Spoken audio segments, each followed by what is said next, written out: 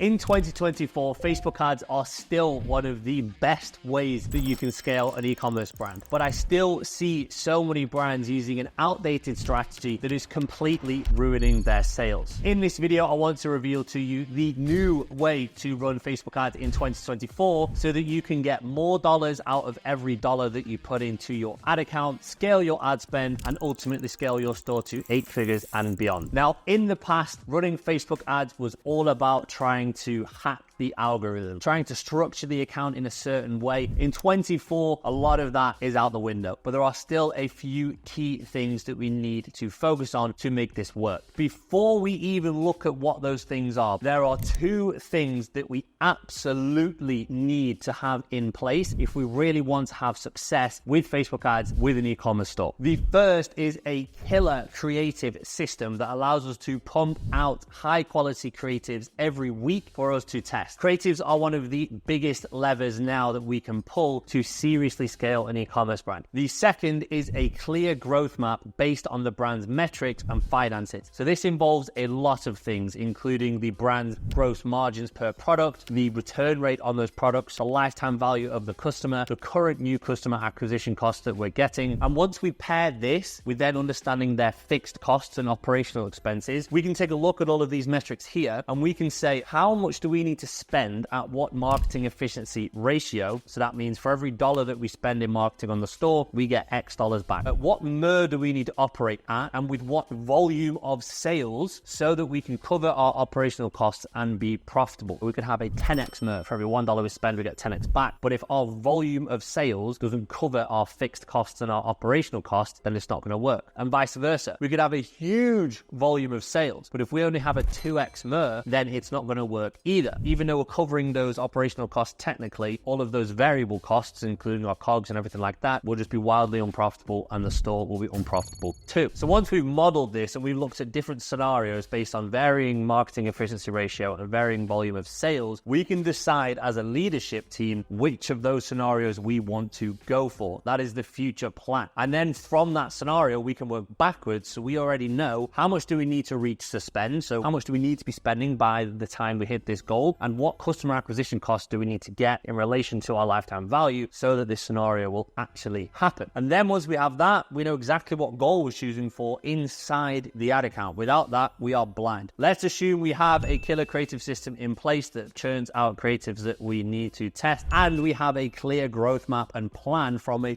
top-down marketing level where we can see what kind of CPA we need to get in our ad account, what kind of LTV we need to be seeing. Once we have those, then we can focus on in the ad account hitting those goals here that we have. One caveat here, every account is very, very different. Every brand is very different. There is no one size fits all for e-commerce. So what I'm going to give you here is a very general starting point, which typically will work for most brands if you are setting up a new ad account or you are restructuring one that was set up terribly. The old way of running ads looks something like this. You would set up a traditional TOF, MOF, and BOF structure. So that would be top of funnel, middle of funnel, bottom of funnel. Top of funnel would be completely cold audiences. That's where we'd test a lot of different audiences and interests. Middle of funnel would then be all of your warm buyers who haven't bought yet. So things like your social engagers, website visitors, email list. And then the bottom of funnel would be your add to carts, initiate checkouts, everything where they are very, very hot, but they still haven't bought. And we'd usually include a buyer's pool campaign in there as well to sell to existing buyers and increase LTV. This very, very split out structure rarely works anymore, especially in top of funnel. What it used to be in top of funnel was we would split test hundreds of different audiences based on interests usually. So let's say it is a women's clothing brand, we would have a different interest for different competitor names. We'd have different interests based on things they like doing. That's out the window. We still usually test a top, middle, and bottom structure when we start a new account. However, we go very, very broad with our top of funnel audiences. Typically it's 3. So one of them is going to be a stack of interests, lots of different interests that we think would relate to this ideal buyer. The other one would be a lookalike of purchasers, and this again would be broad. We even go up to 10% here. We want this to be broad. And the third option would be completely broad. So the only thing we would limit, if it makes sense, is gender and age. Outside of that, we go completely broad. In these broad audiences is where we would typically do our creative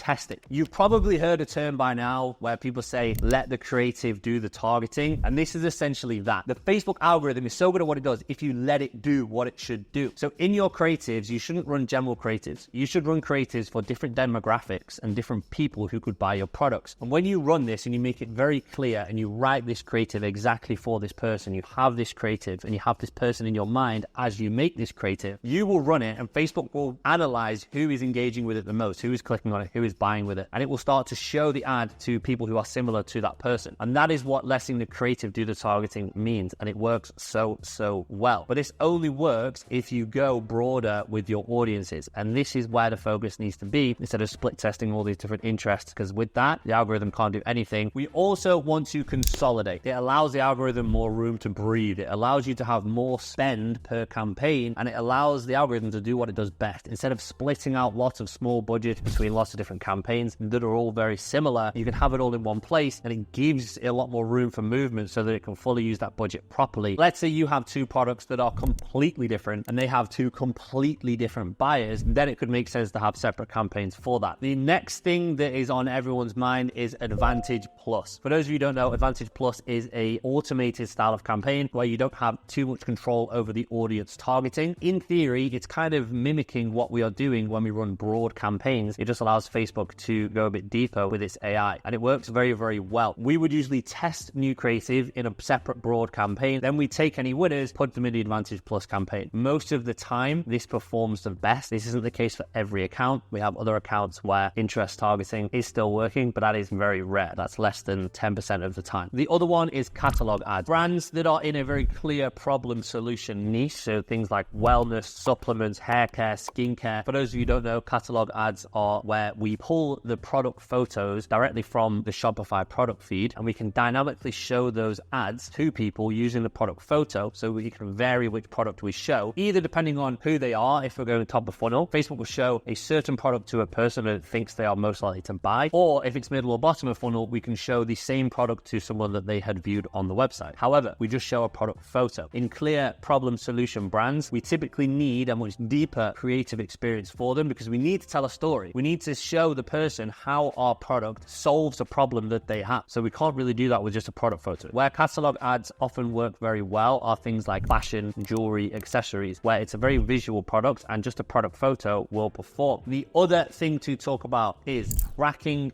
results. The first thing that we always do is use UTMs in our ads. Very difficult for UTMs to over-report. However, it's very, very common that they under-report. What that means is that UTMs will typically be the lowest reporting number that you will see on your dashboard. And if the UTMs are showing a profitable number on your ads, then you can be very confident that your ads are profitable. The second thing that we do is we always confirm between Facebook and Shopify how it's looking. And this can usually look pretty clear. One of the clearest ways to see this is on the conversion rate. So if top of funnel on Facebook ads, your conversion rate is higher than the Shopify conversion rate, then you can bet a serious amount of money that your Facebook ads are tracking incorrectly. The reason for this is on your Shopify store, your conversion rate will include new customers and it will also include repeat customers. Repeat customers will always have a higher conversion rate than new customers. And so what that means is your Facebook top of funnel campaign should have a lower conversion rate than your Shopify store. If it's higher than your Shopify store, it's very likely that there is a problem with tracking. And what we always do the minute we spot any problems is we straight away get onto something like Triple Whale. And Triple Whale really allows us to make sure that all of our data is accurate and that it works properly. When we have double attribution, so if we're running Facebook and Google and both platforms claim the same order, someone will see a Google ad and then later buy through a Facebook retargeting ad, or they'll see a Facebook ad, Google the brand and buy through some Google ad, and they'll both claim the order. So if you add up their attribution, it'll be higher than the Shopify revenue. But Triple Whale allows you to see the crossover and the channel overlap, and we can see the customer journey, whether they came from Facebook first and bought through Google later, or vice versa. Another thing that people often ask about is how to test and what budget should we start with to test. Many marketers will go in and say, yeah, we need 20, 30, 40, 50 grand of budget to begin with as a testing budget. This is completely unnecessary in 99% of cases, and is really just going to burn through a lot of cash. So how to choose the correct testing budget really depends on what what we have to test. In the first month, 2 months, we are really figuring out what's working and what's not, and we need to test everything. However, we do not want to go in and test 100 things at once, because the first round of testing, you're going to be pretty blind and you don't really know what's going to work and what doesn't. So if you go in with 100 things to test, chances are 99 of them are not going to perform. And you probably could have learned a lot of that by doing a smaller testing round first and saving a lot of that budget for later on. So when you do test, you want to go in and you want to test things that are wildly different from each other. Test completely different products, test completely different demographics. If your product could be sold to someone of 60 years of age, create an ad that speaks to a 60-year-old. If it could also be sold to an 18-year-old student, make an ad that speaks to an 18-year-old student. Also focus on different reasons why people buy the products. So start with 5 to 10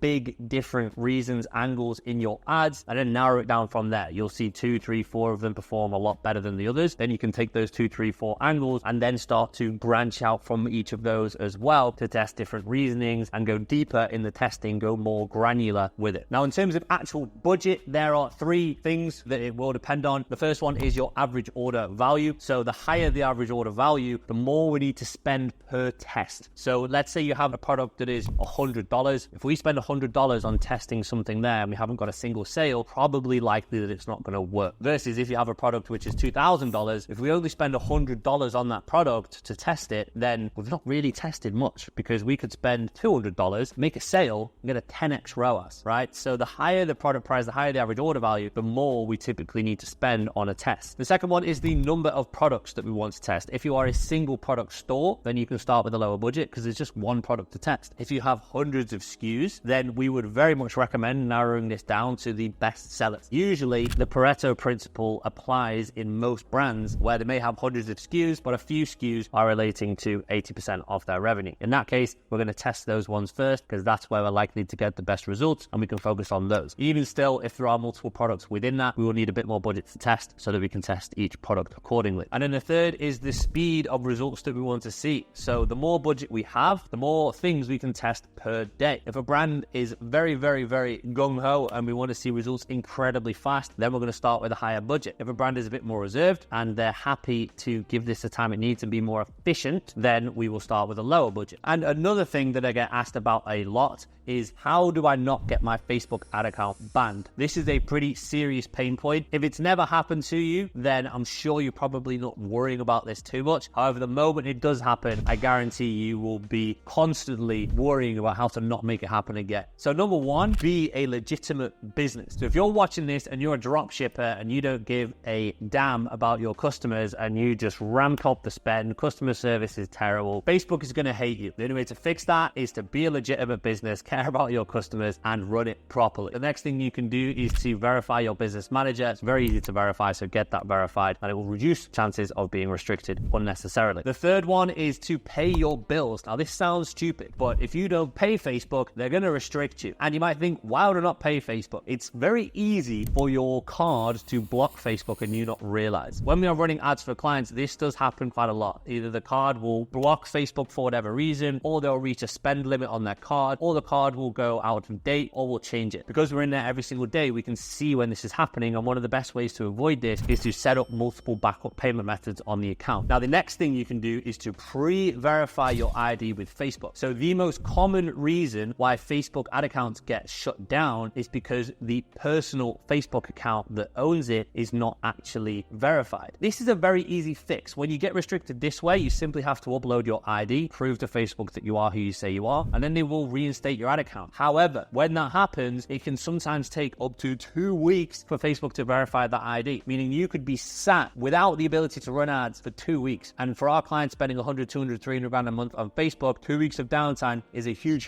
problem. So to avoid this, you can pre-verify your ID. You will not get banned when that situation arrives because Facebook already has your ID verified and you won't need to go through that verification process with a restricted account. And the last one is to be compliant. So if you are compliant, which means if you are following Facebook's rules, then you shouldn't have any problem. However, if you are in a fringe category, which we would include things like firearms, accessories, CBD, medical products, even some supplements can start to enter a fringe category, especially if you're trying to show before and afters and you're making health claims, then you need to be a bit more careful. What can happen in this case is when you publish an ad, there is an AI on Facebook that basically analyzes your ad. And if it thinks maybe there's something in here that might be against the terms and conditions, it will flag it, it will restrict it, and it will send it for manual review. Usually, if you are compliant, the human will review it and go, yeah, that's fine, you can continue running ads. The problem is, this can take a long time. If you publish many ads at once and they all get restricted, you are at risk of your account becoming restricted at the same time, meaning all ads stop. So what we typically do in this case is two things. Number one, when we run ads, we are extremely